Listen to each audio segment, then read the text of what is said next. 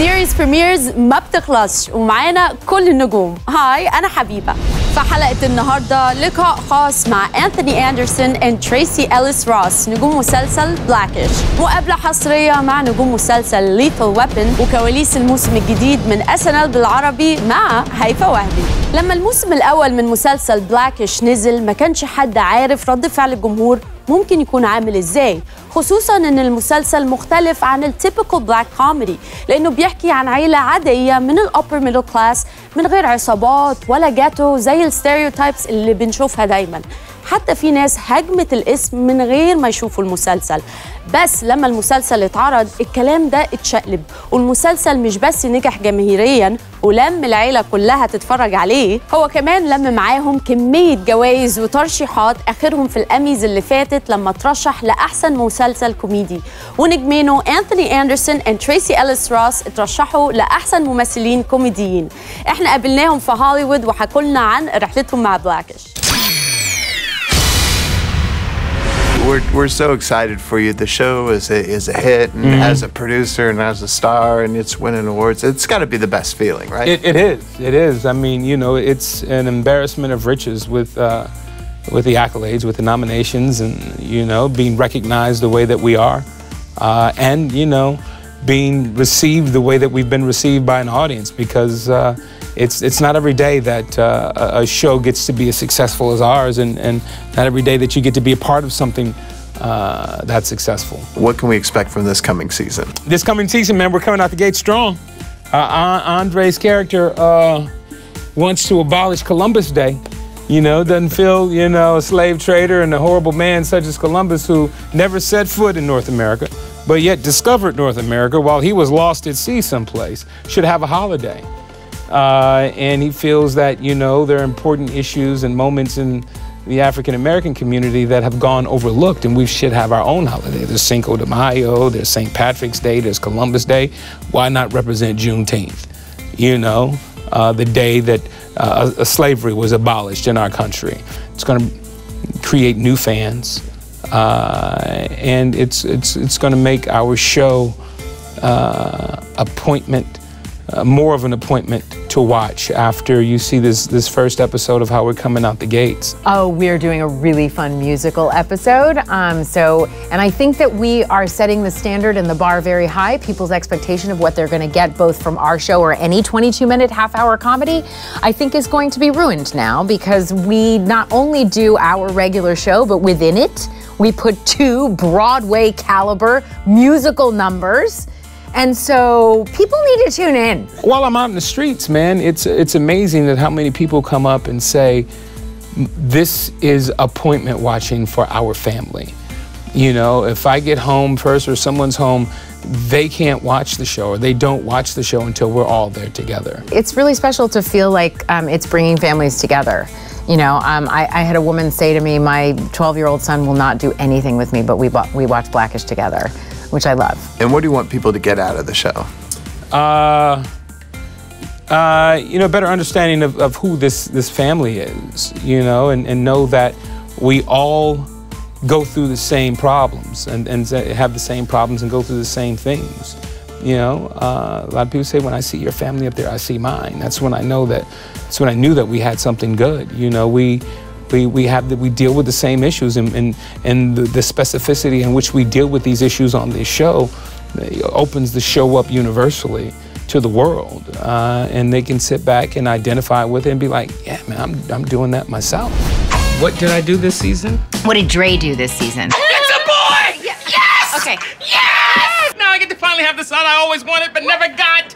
Yes! Well, I know at the end of last season I got you pregnant. Yes, that I remember. Yeah. That was fun. Oh my God. Yes. Yeah, that was off camera. Yes, it was. We got a Golden Globe this year. That's what we did. Oh my God. Let's talk about the elephant in the room. Anthony, I'm so glad you brought that up. You received a Golden Globe this year. I did, for my work in relationship to you. Yes, not on this show. I make you better. Yes. Yes, I do. And you make me better. Yes. Isn't that the same thing? Yes, it is. But it works. زي ما توقعنا الموسم الثاني من ليثل ويبن بدأ سخن ريكس بيسافر المكسيك من غير ما يقول لحد عشان ينتقم من تيتو فلوريز، بس واضح ان الموسم ده هيبقى مختلف شوية عن اللي اتعودنا عليه. على الأقل مش ريكس بس اللي هيبقى لوس كانن المرة دي. تعالوا نشوف النجوم دايمون وينز وكلين كرافورد قالوا لنا ايه عن دورهم كالثنائي الشهير مورتا اند ريكس، ونستنى ايه منهم في الموسم الجديد. Would you mind telling me what you loved about the original series, the film series, and perhaps anything that you didn't particularly like about it? Sorry to be negative, but you know. Well, what I loved about the watched original them together. We watched them together. Well, what we really enjoyed about the films was the chemistry between Mel Gibson, Danny Glover. I mean, that jumps out, and that's really what the whole franchise was about. But the title is, you know, it's a brand that opens up doors in terms of people are at least curious, you know, as opposed to you know, Joe and his friend. White guy, black guy, guns. Yeah. Nella, Chaco and Nella.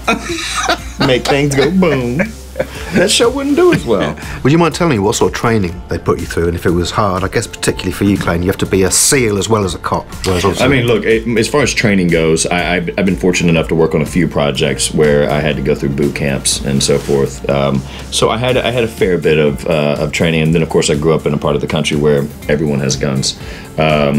So it was more kind of just stylizing the way Riggs moved, and I wanted to give him some very specific hand gestures, which is how he carries his weapon close to his chest. And I worked with Rock, who's our tech advisor, and he works with a lot of Delta Force and SEALs, so the training is always evolving, and I wanted Riggs to be a guy that was constantly evolving with his training as well, so that it wasn't necessarily old school. He's someone that maybe his trailer is a mess, he's a mess, but when it comes to his weapons and how he appraised tactical precision, he's on top of it. Well, me, I did 10 push-ups, and that's it. That's pretty impressive. Yeah, That's all the training I did. And I watched him do. It took me a half hour. I've done boot camp for major pain, and you know, you learn how to shoot weapons and stuff like that. So really, it's just about, you know, showing up on the day and trusting Rock, the tech guy, to say, hey, no, you don't have your hand right on the gun, or you know, it's like this. It's not rocket science. And that's it, isn't it? It's having someone at the monitor who can watch and say, hey guys, you know, come back over here. If you hold the weapon this way when you come around, you know, extend your hands. Because at 4 o'clock in the morning, when you've been doing this for 14 hours, you get sloppy, don't you? I think in season 2 we're going to put a lot of things to rest from season 1. You know, for instance, Miranda and, you know, the Mexican cartel. And I think there's going to be some opportunities, again, because of the length of time that we have to tell these stories, which they did not have in the films, and that's possibly some role reversal, you know, where possibly Roger is dealing with some family issues or some issues from his past that relate to his work, which are giving him a quite difficult time, and maybe Riggs has to be there for him, you know, to pull him out of the gutter. And I think that kind of builds upon this brother relationship that we're trying to create here. It's not like I had to create this character that, because it's in the movie, it's in the script. So it's just like, all right, I really need to just focus on when does he need to be lovable, you know, and when does he need to be a hard ass, and what is the dynamics of the relationship between Riggs and I, my wife and I, the captain and I, and just try to find the truth of what are those relationships, and know that it's not the same as it is with, you know, this person or that person. The truth is, the other actors that I was reading with, just, you know, they call it chemistry reads, they were trying to do, you know, various versions of what Mel Gibson did. They found Clayton, and I was in a cornfield. He was in a cornfield outside of Mississippi, down in Bama. And they flew him out, and we had breakfast, and it was just like his vibe just said, yeah, this is the guy. I mean, I knew he was a great actor. At the breakfast, you know, my ears are trained to hear comedy, and I hear it in conversation. I know who can be funny and to what degree they can be funny, even when they're not trying. You know, so that gave me confidence. Like, okay, this guy, and his humor was real. So then it was just a trust exercise. When we get to the set, it happened. Nice one. You little cornfield guy. You little cornfield, who's that guy?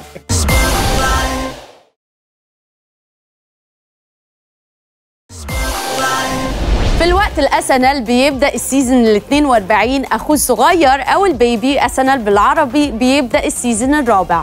بس الأخ الصغير مش بعيد عن الكبير في الضحك والسكتشات والاستعراضات والنجوم، ومفيش بداية أقوى ولا أحلى من كده الصراحة. The one and only هيفاء وهبي.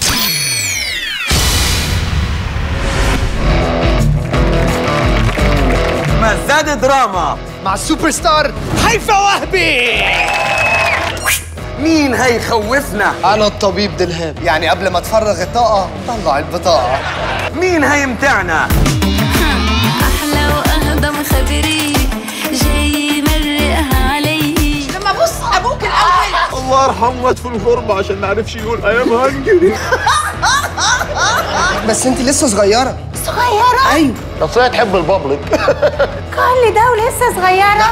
انت ليه محسساني انا متجوز هيفاء وهبي؟ ما تيجي نرقص، ما تيجي نرقص.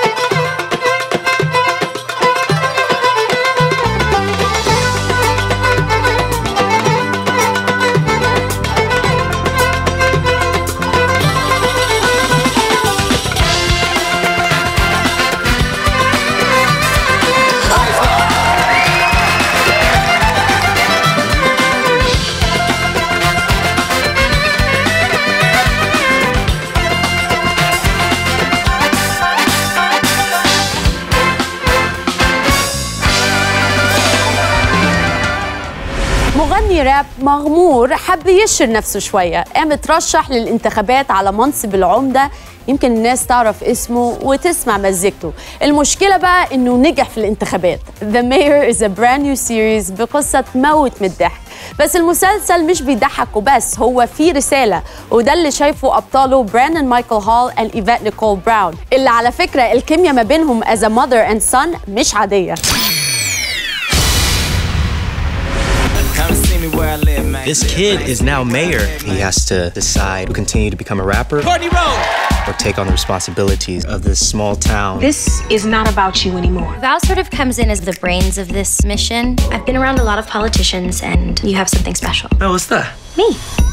Courtney's two best friends. Sorry, we're late. What's up? Hey! Jermaine knows how to get things done, and TK is the heart of the group. What's going on? I hired a few staffers. These boys know Fort Gray inside and out. And if I needed a pizza delivered in 60 minutes or less, they would be my guys. I can do it in 12.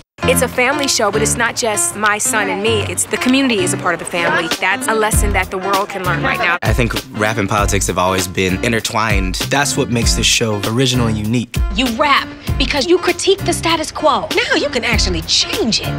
I know what I have to do. Okay. Do you want to say it first, or you want me to say it just? Are you kidding me right now? Page. Okay, we'll compare notes later. So looking forward to this show. This is going to be so much fun, and looks like it's going to be really funny. But I think this one's going to make us think quite a bit, isn't it? We're hoping so. You get them with the laughs, and then you try to hook them with the heart. I think that it's definitely a comedy, but there's going to be moments where people will think. people will feel, and I think that's a beautiful thing to mix the two together. It is quite relevant, even though he has been, Jeremy, our writer and creator, has been working on this project for a really long time. It does mirror in a sense the things that are going on in politics right now. I don't think that the show plans on addressing any of that quite specifically, but I think watching a show about someone that does find himself in a place of power and how he chooses to use that and make as much good as he can, I think is great, and it's inspiring and it's hopeful. Is there a certain scene or day or time on set that you thought, I'm gonna always remember this? Mail truck scene for me, because that was the first time, first of all, we did a few takes and they let us ad lib and we had just met, like we knew each other maybe a week or so at that point. And so I thought that was when our relationship as mother and son crystallized in that scene, because there's something that I did that my mother has done 1,000 times. My mother has done that. It's like universal black mom, or just mom exasperation, and they kept it in. And I was like, that felt to me what and your reaction to me doing that was, I thought, what our relationship was. Well, I know we're going to get a lot of laughs in there, but I have a feeling this one might make us tear up a little bit, right? Listen, I love a good cry. Yeah. But yeah, no, definitely. There were even in the pilot episode some moments that really kind of just made you stop for a second, and it's all of those things. It's like you laugh, you cry, you learn, all of those things combined, I think, are all of the elements that make a great television show. Now, some people are saying that television is a whole lot more exciting right now than film. Do you believe that to be the case? Well, yeah, I think diversity-wise, it's definitely more exciting. There's more opportunities for people of color. But I think there are a lot of really great shows. I feel like we're in a second golden age of television right now with all the streaming platforms and network television. Everybody's just killing it. A lot of people from the big screen are now coming to television because there are such great projects. And then, especially with a lot of these shows that are just standalone series, these one-off sort of where people can come in and play an incredible role and get to be involved in television, but just do one season is also super exciting. But yeah, there's just so many good things on television right now, and not only in the drama, cable world too. There's so much in the 30-minute comedies. We get to follow Blackish every Tuesday night, and that is such a huge honor. So there's, I'm a big television fan. Well, now you get to play the mayor. Have you think of running at any point? Because you might have the chart. Come on, run. Get happen. No, I think out of the things I want to do in life, I think politics is probably the last on it. But as an artist, and as both we are artists, we have a responsibility, and this show really puts it in puts the ball in our court to take on that responsibility. You a rapper like Eminem, Macklemore, and Iggy Azalea? Yeah, that list is hella problematic, but yes, I am a rapper. The show centers on Courtney Rose, who's a young, struggling rapper. My mixtape is getting some crazy love. Guess how many downloads? 20 million. 20 million, bro. That would put me in between the Beatles and Rihanna. Forgive me for believing in you, Courtney. He lives in an apartment with his mother, Dina. You are great. Yes, but nobody's ever even heard of me. So he hatches this plan. And he decides to run for mayor as a publicity stunt. Courtney Rose is a know-nothing egomaniac. Voters won't fall for that. Not in America. Are you running for mayor, or are you promoting a rap album? I am hurt that you would think that I'll be here to sell some silly album that's already available at www.musicbycourtney.com. Unfortunately for Courtney, he ends up winning. It appears as if Courtney Rose is mayor of Fort Gray, California. Well. الأسبوع اللي فات خلص الفاشن ويكس all over the world. ميلان، باريس، نيويورك، لندن. شهر كامل من الحدث الأهم في عالم الموضة. ولو فاتكم اللي حصل في الأميريتس توب 5 احنا جبنا لكم أهم اللحظات من الرانويز. Top 5. Number 5. كالفين كلاين يا بخته كان بيعرض في نيويورك قدام an all-star front row منهم جيك جيلنهال، تريفر نوا and ماهرشالا علي. Number 4. المصمم البريطاني حسين شلاين قدم عرض أزياء مستوحى من ثقافة اللايك اند شير. عصرنا عصر السوشيال ميديا. Number 3. جيجي حديد وكايا جيربر طلعوا لابسين بوكيه ورد وبس ورد في عرض موسكينو في ميلان.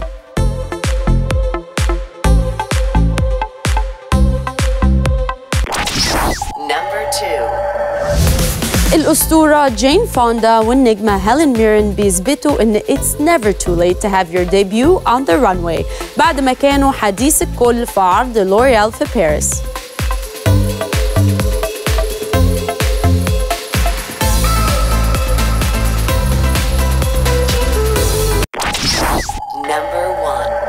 واللقطة اللي خطفت كل الهيدلاينز كانت الايكونيك سوبر موديل مومنت لكلوديا شيفر، ناومي كامبل، سيندي كروفورد وكارلا بروني في عرض فيرساتشي ميلان وتريبيوت خاصة لكارلا فيرساتشي.